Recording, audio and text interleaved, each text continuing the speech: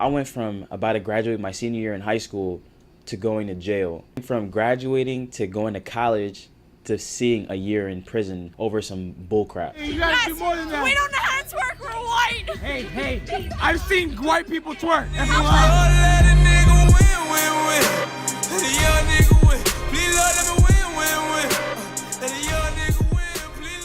What up, everybody? It's 301 Rem Dog, aka Remy, aka, oh, that's your girl? Damn. And today I'm coming at you with a quick story time. I just started my channel, so the first video I ever posted, it was an interview video, and those are primarily going to be the videos I usually do, but I figured, you know, why not step outside of the box? You only have one video on YouTube, so I'm coming at you today with a story. I got a couple of stories, but this one's really interesting. It was the time I almost ran away from the cops. It all started my senior year of high school. I was Mac Daddy, I was hooping for the team. I was feeling good. But my senior year, I didn't really go out too often. I don't know, I had, basketball took up a lot of my time.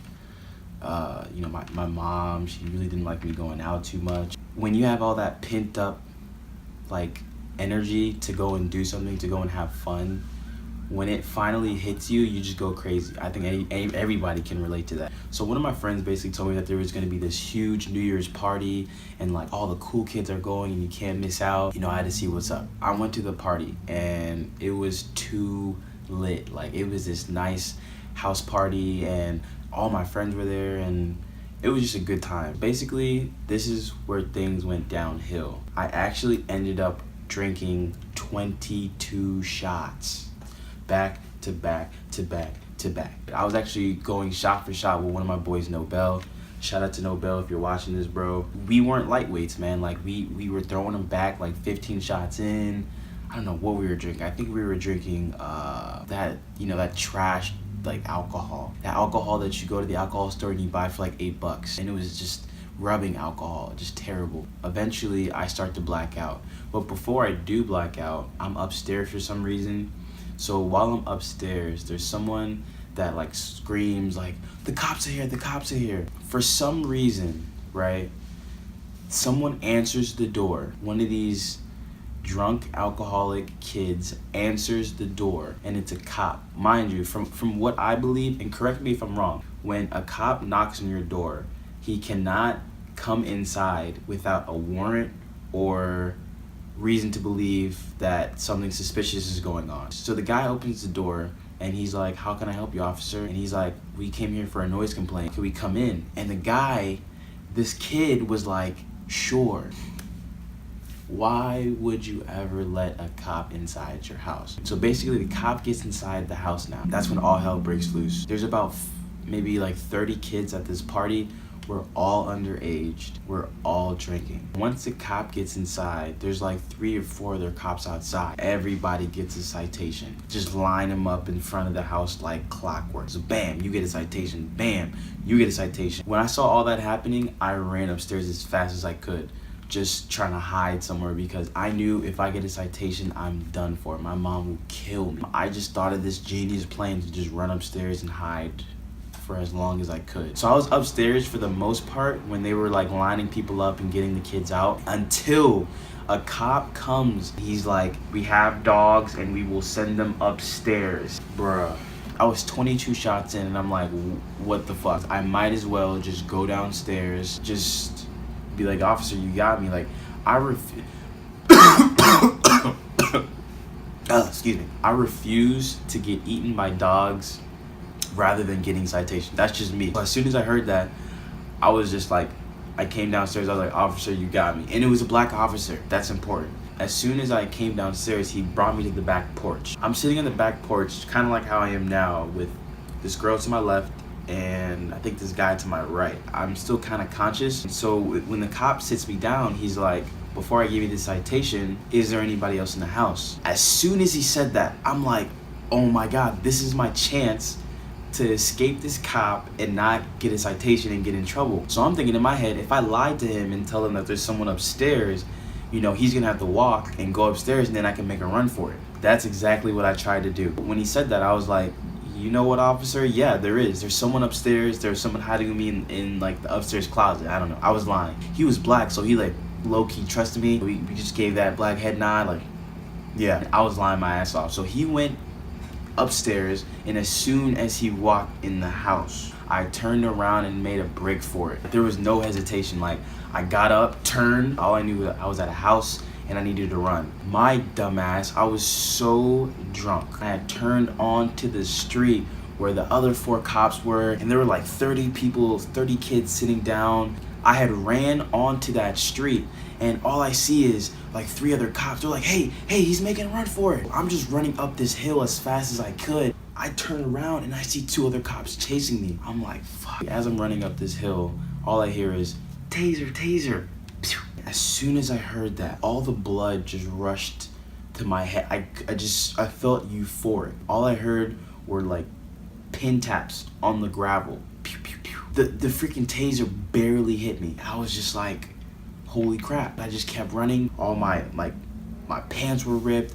My shirt got ripped, jumping over fence, all this and that. And finally, I evade the cops. I'm gone. I'm home free. All my pants are ripped up. I look like I'm a homeless dude. I'm cold. It was a cold night, and my phone was dead. I'm just happy that I escaped the cops. I'm like, oh my God, like, I can't wait to tell my friend. This is the best thing in the world. Until I figured out that my phone was dead and I did not know where I was. I needed to get home. I was walking like on this random side. I knew where I was. I was in Tacoma Park, but I didn't know exactly where. I see like this abandoned house. So I'm like, should I like sleep there for like the night? So I went into the abandoned building and I see like this homeless guy, and I'm like, oh my God, no. This is his territory. I'm gonna let him do his thing. I'm not even gonna mess with him. I keep walking.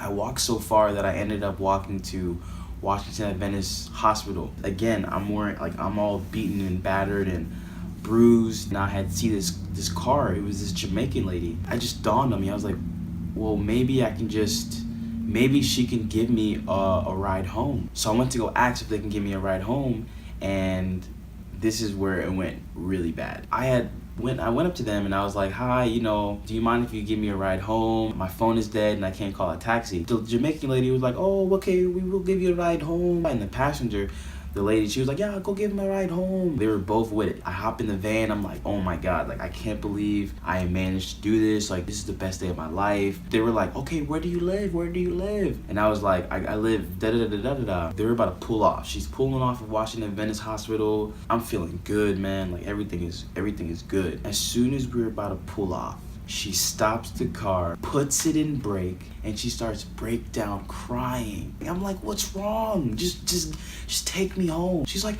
oh no, you look so bad. You look injured.